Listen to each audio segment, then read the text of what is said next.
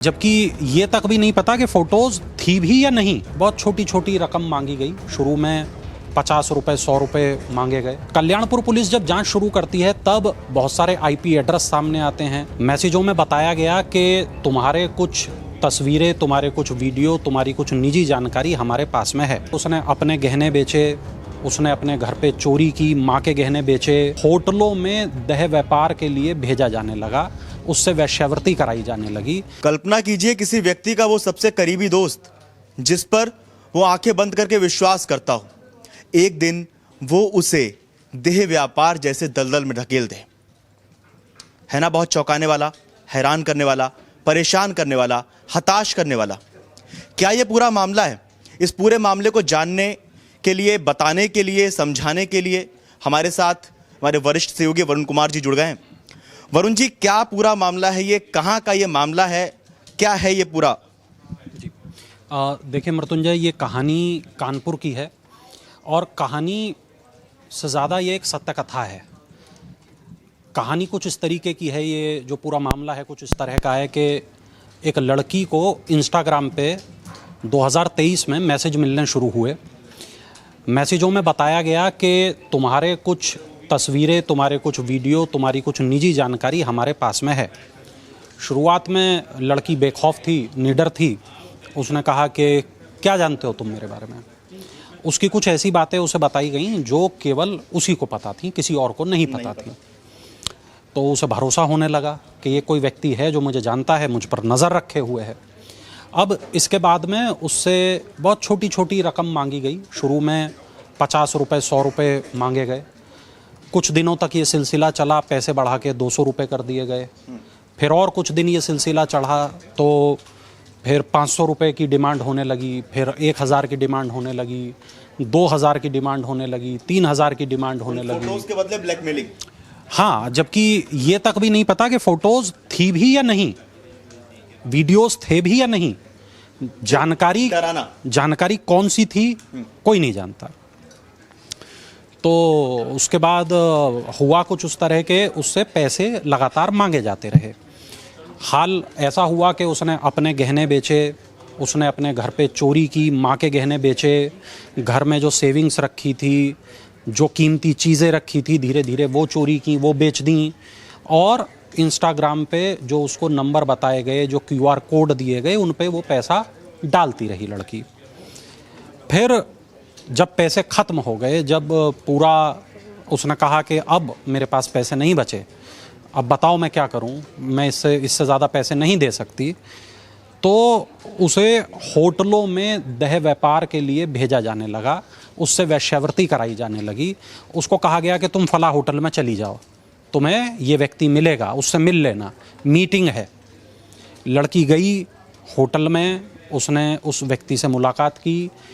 पता चला कि वो व्यक्ति एक ग्राहक था और जो ग्राहक था उसने भी किसी QR कोड के माध्यम से संबंधित व्यक्ति को पैसे दिए हुए थे और उसको भी कहा गया था कि तुम फला होटल में जाओ, फला होटल में तुम्हें एक लड़की मिल जाएगी।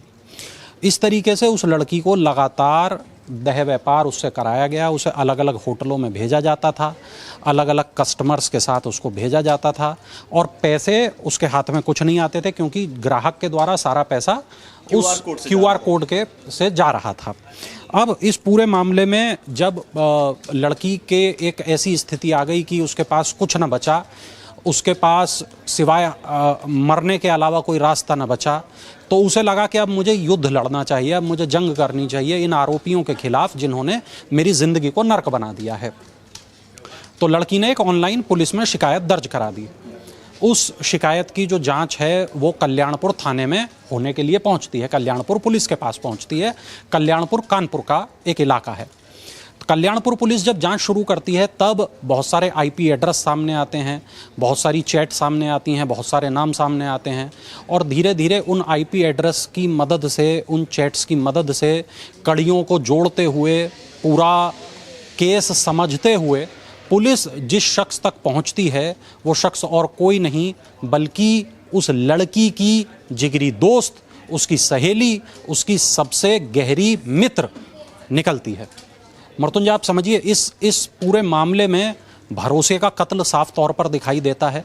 इस पूरे मामले में हमें ये पता चलता है कि किस तरीके से एक जो शख्स है उसने न केवल रिश्तों को ठग लिया बल्कि पैसों के लालच में एक लड़की को दह व्यापार के धंधे में धकेल दिया। हमारे पास जो रिपोर्ट है मृत्युंजय, वो हमें ये बताती है कि लड़की को ब्लैकमेल किया गया, दह व्यापार में ढकेल दिया गया और कानपुर पुलिस ने इस पूरे मामले में अब तक एक लड़की को गिरफ्तार किया है। जिस लड़की को गिरफ्तार किया गया है, जो सहेली है, उसके ताल्लुकात दिल्ली, नोएडा, एनसीआर से जुड़ते हुए निकल रहे हैं। कई बैंक खाते, UPI number, social media account ये मिले हैं। आरोपियों के साथ उसकी और जानकारी जुटाई जा रही है। 3 सालों में 15 लाख रुपए की ठगी हुई है। रुपए देने में असमर्थता जताने पर लड़की को दह व्यापार में उतार दिया गया।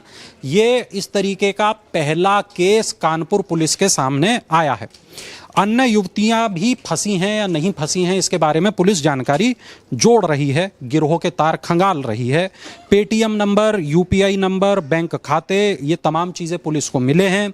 इन नंबरों के आधार पर आरोपियों की तलाश की जा रही है और पीड़िता जिसको दह व्यापार में उतार दिया गया, वो मासूम लड़की, उसके 164 के बयान कराए जा रहे हैं। गिरोह में कई लोग शामिल हैं। ACP cyber crime branch Ranjeet Kumar ने बताया कि गिरोह में कई लोग हैं। पीड़िता को शहर के अलग अलग होटलों में भेजा जाता था, इंस्टाग्राम से उसके पास कॉल की जाती थी और साइबर अपराधियों को जिस तरीके से फंसाया जाता है, साइबर अपराधी जिस तरह निर्देशों को फंसाते हैं, लोगों को ठगते हैं, बिल्कुल ठीक उसी तरीके से, उसी पैटर्न पर इस लड़की को फंसाया गया।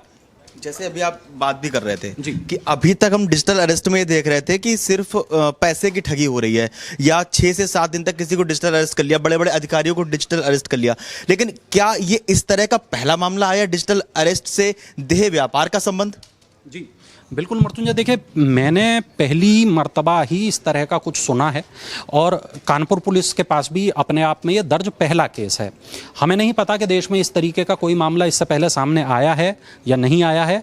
यकीनन हम इस बारे में जांच करेंगे और जो भी हमें पता चलेगा वो दर्शकों के साथ साझा करेंगे।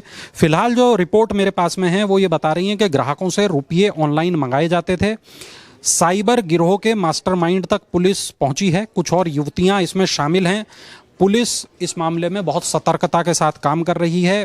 एसएम कासिम आबिदी जो डीसीपी पश्चिम हैं कानपुर के, उन्होंने कहा कि एक लड़की से ठगी और उससे देह व्यापार कराने के मामले में आरोपियों के तार कई जिलों तक फैले हुए हैं। दिल्ली, नोएडा, अन्य जिले, कई बैंक खाते, सोशल मीडिया अकाउंट, इनकी जानकारी हुई है। गिरोह के चंगुल में और पीड़िताएं फंसी हो सकती हैं, इस बात से इनकार नहीं किया जा सकता।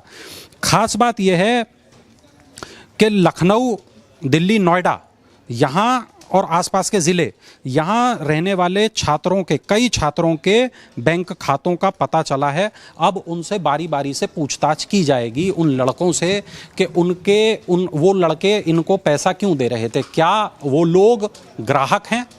क्या वो पीड़िता से लगातार मुलाकातें कर रहे थे या उनको भी किसी तरीके से फंसाया हुआ था? ये अभी जांच के दायरे में ये पूरी की पूरी बात है। लेकिन मृत्युंजय, ये जो पूरा केस है, ये केस हमें ये बताता है कि एक सहेली जिसने अपनी ही सहेली की कुछ निजी नितांत जानकारियों के आधार पर उसको ब्लैकमेल किया, उसे ठगा, उससे 15 लाख रुपए ऐंठे, उससे घर के जेवर, गहने, सामान ये सब बिकवा दिया, उसे 3 साल मेंटल हैरेस किया और तो और उसे देह व्यापार के दलदल में धकेल दिया गया। ये अपने आप में मृत्युंजय एक बहुत बड़ी बात है। मैंने पहली बार सुना है इस तरीके का कोई मामला और यकीनन ये मामला उस तरीके का है जो किसी को भी हिला देने के लिए बहुत ज़्यादा गंभीर है। अभी तक जो हमारे सामने केस आ रहे थे उसमें सिर्फ पैसा इन्वॉल्व था, लेकिन यहाँ सिर्फ पैसा इन्वॉल्व नहीं है, यहाँ कुछ और भी इन्वॉल्व है। और ये जो इन्वॉल्वमेंट है वो हमें ये दिखाती है कि पैसे के लिए इंसान किस हद तक गिर सकता है। तो अभी पुलिस इस मामले में क्या एक्शन लेगी? अभी जो सहेली का प्रेमी है वो अभी फरार है, उसको पुलिस गिरफ्तार करने का प्रयास कर रही है। वो कब तक गिरफ्तार होगा? गिरोह में और कौन कौन लोग हैं?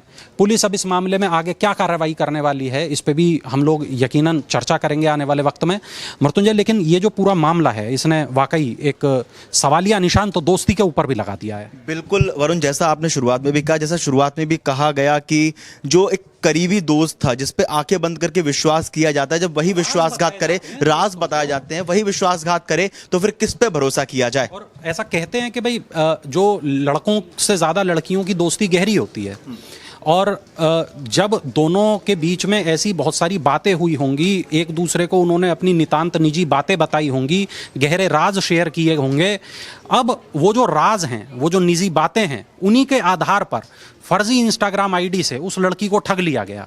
तो मैं तो यही कहूंगा कि अपनी बातें किसी को बताने से पहले यकीनन 100 बार सोच लीजिए, कहीं ऐसा ना हो आपकी दी गई जानकारी के आधार पर ही सामने वाला आपको ब्लैकमेल कर ले। बिल्कुल वरुण, और जिस बदलते दौर में हम जी रहे हैं, वहां आंखें बंद करके तो किसी पे भी विश्वास नहीं किया जा सकता। ये इस खबर से भी साबित होता है। आप लोगों को क्या लगता है इस खबर को लेकर? आपका क्या मानना है? आपके मन में कौन से सवाल उठ रहे हैं? हमें कमेंट बॉक्स में जरूर बताओ। और इस खबर से जुड़े हुए हर एक अपडेट को जानने के लिए, देश और दुनिया की तमाम बड़ी खबरें जानने के लिए देखते रहिए अमर उजाला। अगर आप ये वीडियो YouTube पर देख रहे हैं तो हमारे चैनल को सब्सक्राइब कर बेल आइकन दबाएं, और Facebook पर देख रहे हैं तो हमारे पेज को लाइक करें।